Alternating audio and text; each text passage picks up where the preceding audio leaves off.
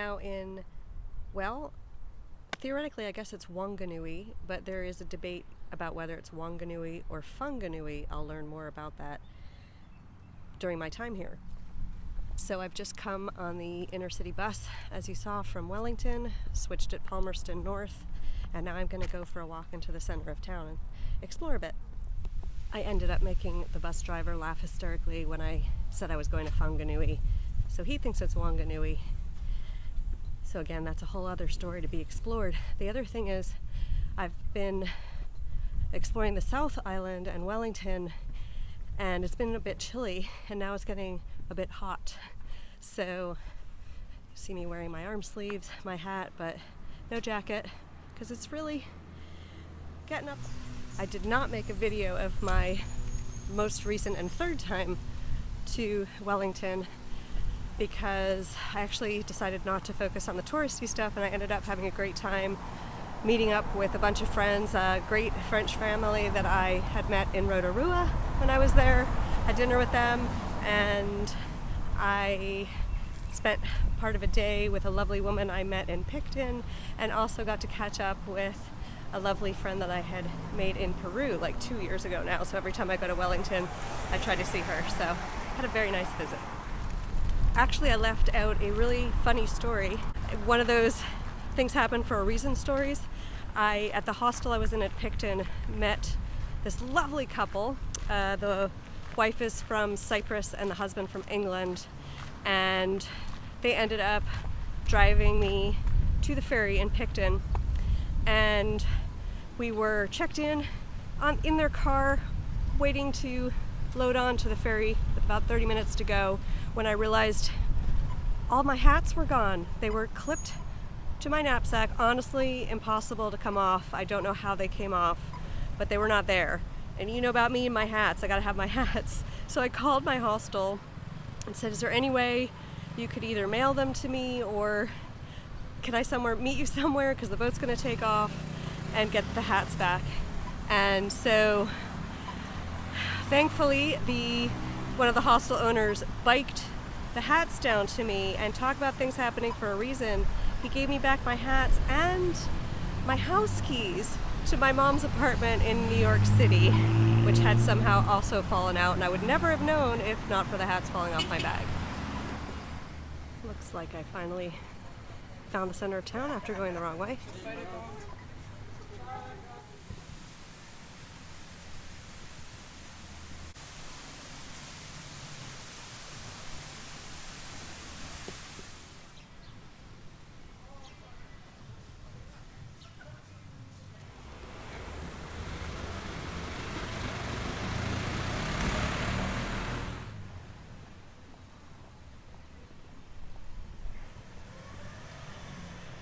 Big shout out to Billy at this iSite, who just gave me tons of information, even though actually they're technically closed and having a private function. So the lowdown is that the history is, this is one of the very first settlements in New Zealand, or colonized settlements. I think it's one of the fourth, she said. Now, regarding the pronunciation, the original Maori settlers actually called it Whanganui, introducing a third pronunciation. The rest of the Maori people call it Whanganui, and those that would be the descendants of the people that colonized here, they would call it Whanganui. So depending on where you're descended from, you would pronounce it one of those three ways. Technically, she said they're all correct. None of them are wrong. If you want to be true to the real locals, you call it Whanganui, putting the H actually before the W. So very interesting. And this was a very important town because as a port town, this river went all the way up through the Northland, and so obviously really good for trading, and also as a lookout. The original Maori people that settled here, up on the hill, you could see both directions on the river, so you could see if anyone was coming from any direction. And apparently the people that colonized it came from the north. Some important things to note: there is apparently no public transportation here. There are no real tours. except for sort of specialized ones. There is one sort of regional bus, not intercity, a different one that will take me some areas. Otherwise, I was told I'd really need a car. Or there is a very interesting tour I might do this time or next that goes up to some beautiful forest and then a boat where you cannot get by car. Sounds very intriguing. I'm attempting to walk to the Roto Kawau, if I'm pronouncing that right, nature reserve. And this is the entrance to, I guess, the walkway from the center of town. So I was just in this sort of industrial area, and all of a sudden, with just a few steps, I'm in a complete nature area. And I feel like it could be part of The Hobbit, except for the little car sign right there. Looks like I'm here.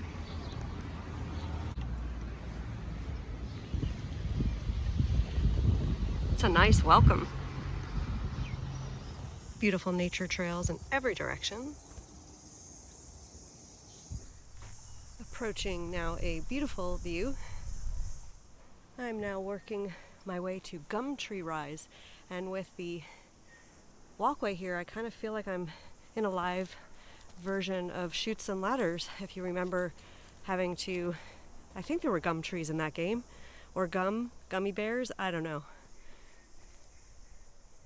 Slight technical difficulty.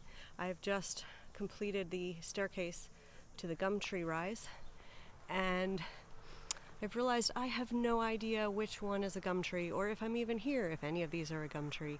So, well, I guess I got some exercise in. Maybe one of these is a gum tree, and if you're watching this and you know which one, please feel free to put your comment in the comments thread and let me know. And perhaps all of these are gum trees. I'm now going back down. Perhaps I've walked through gum trees. I just don't know. And there's no signs. I feel like they need, like fauna and flora signs for the native New Yorkers who aren't accustomed to nature. Those should be after a year in New Zealand, but still aren't. This is beautiful. I'm glad I decided to walk through this park rather than on the road to attempt to get to this reserve, which apparently is up more steps.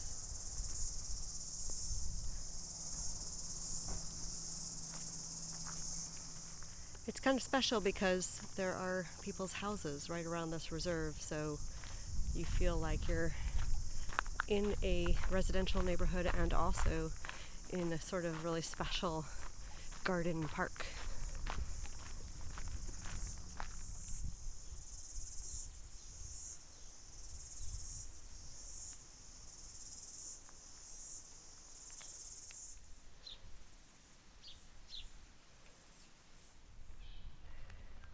Now on the other side of the lake here, I really like this reserve. It's a really condensed, consolidated experience of open pockets with views and the river, or the lake rather. There's a pukeko down there, which you might not be able to see. Just wandering around. And so you have these birds around, and then you can be completely in the woods. Pukekos, unlike many of the other ones, prefer to keep to themselves. Except for one reserve I was in, I have yet to meet one that just walks up to me.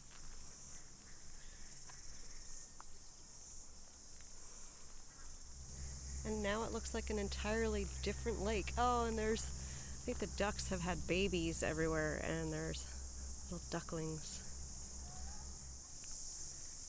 Here's another pukeko. Hello. I know you're gonna run away, but you're still really pretty.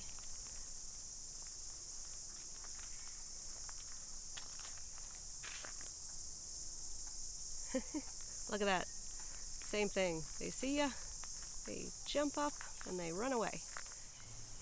I've started to pay attention to wildlife and signs and things like that through traveling, and I just got really curious because that's the second pukeko that had jumped up from the path that I was on down there in this direction. And then I just consulted my online map, and it turns out I'm supposed to be going this way.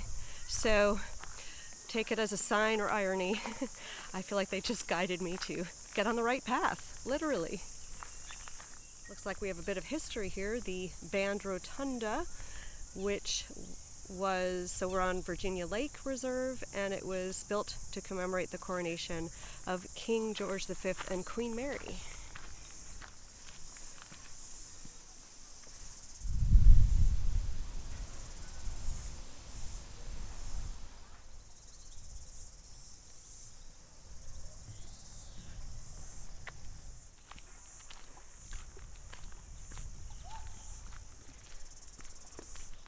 Another gorgeous lake view. Oh, and we've got some swans. Another view of the lake, and you can even hang out over there and check out the wildlife. I'm now out of that nature reserve and back at that river that runs through Whanganui. And over there is the playground I was told about that was made in the 1950s. There are a surprising amount of large things in New Zealand, like these pencils. There's a lovely park here.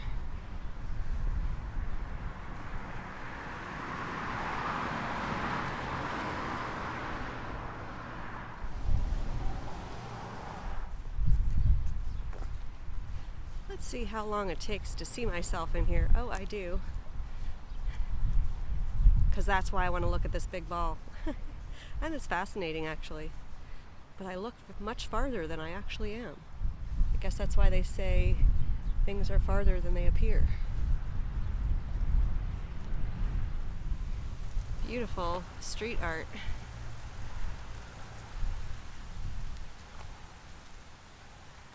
Another recommendation, if you come here, I suggest you go on the side streets, because you will discover artwork and buildings that feel like you're in a different era, and also all these places off the main drag that just seem like they're a lot more local and intimate and special than some of the stuff on the main street.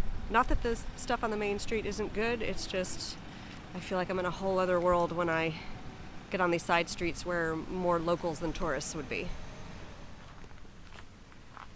Just got a tip from somebody that lives here to come down here that there's an alley of artwork to see, and that at night they put fairy lights on. This is beautiful.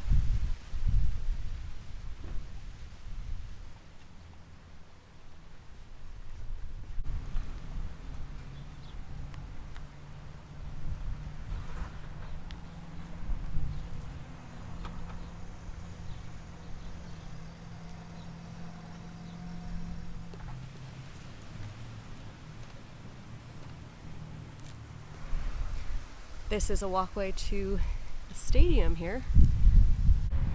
It's a memoriam to soldiers that fell in the South African War. It's kind of interesting going from country to country and place to place and actually finding out about wars that I may have studied somewhere in school, but I'm not as familiar with them. So traveling really does enhance your education.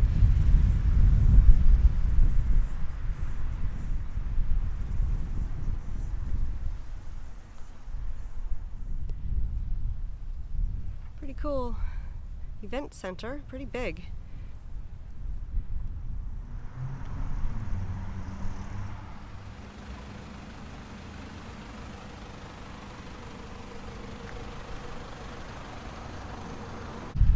Here's a view of the river from above it instead of next to it.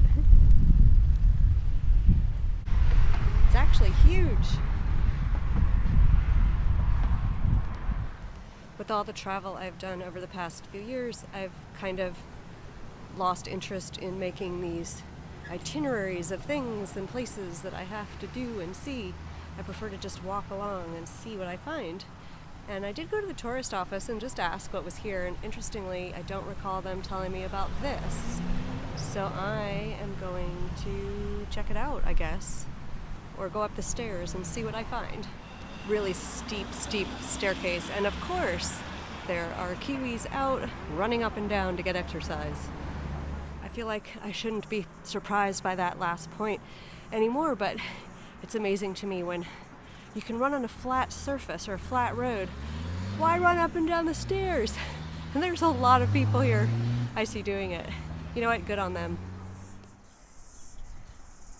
That could be a nice view from your living room window.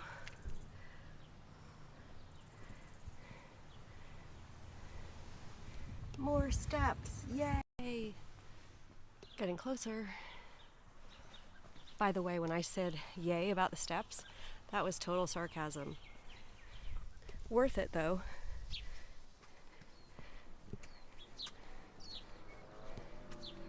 But like, really, more stairs?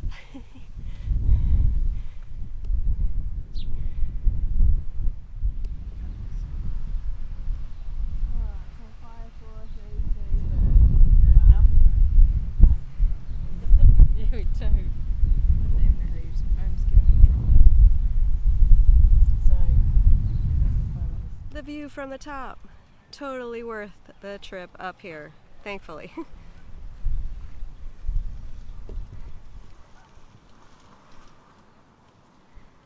So I believe this must be the spot where the original Maori settlers camped out or made home, because they could see up and down the river from all directions.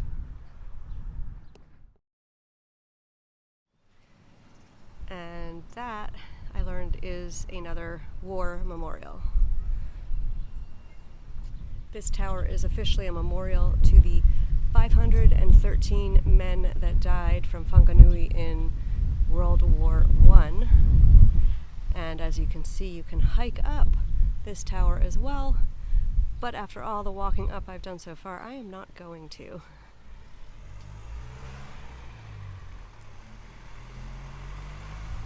The river from the other side. Right now I'm just walking along the river here in the center of town, which is a lovely walk. If you do come here, I highly recommend it. The river is gorgeous, and also the houses, and you'll see some neat quieter restaurants and cafes that have a different vibe than the center of town. So highly recommend this walk. Saturday morning market here in Whanganui.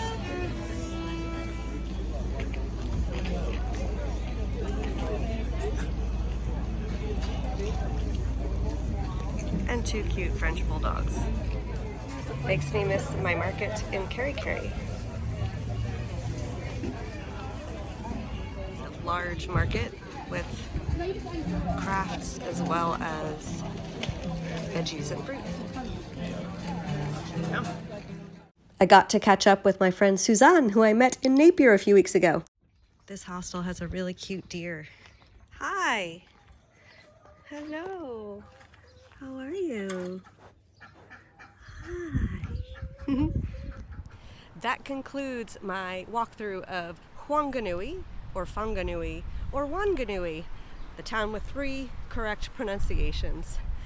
This is a really fascinating place, actually. I was here for 4 days.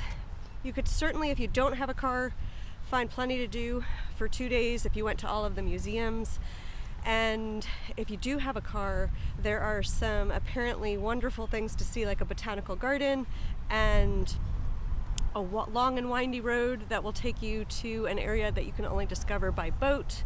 So if you do have a car, I would actually plan a few days here, because you could use it as a base to drive out to those places, as well as apparently there are some wonderful beaches here.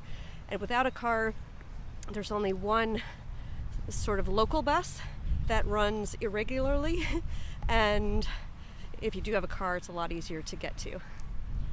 There is fairly limited accommodation in Whanganui. So, for example, I was told that the weekend that I'm here is in between the 2 large event weekends, and yet I had a really hard time finding a place, and only did because I phoned a youth hostel that apparently had rooms available that were not listed online.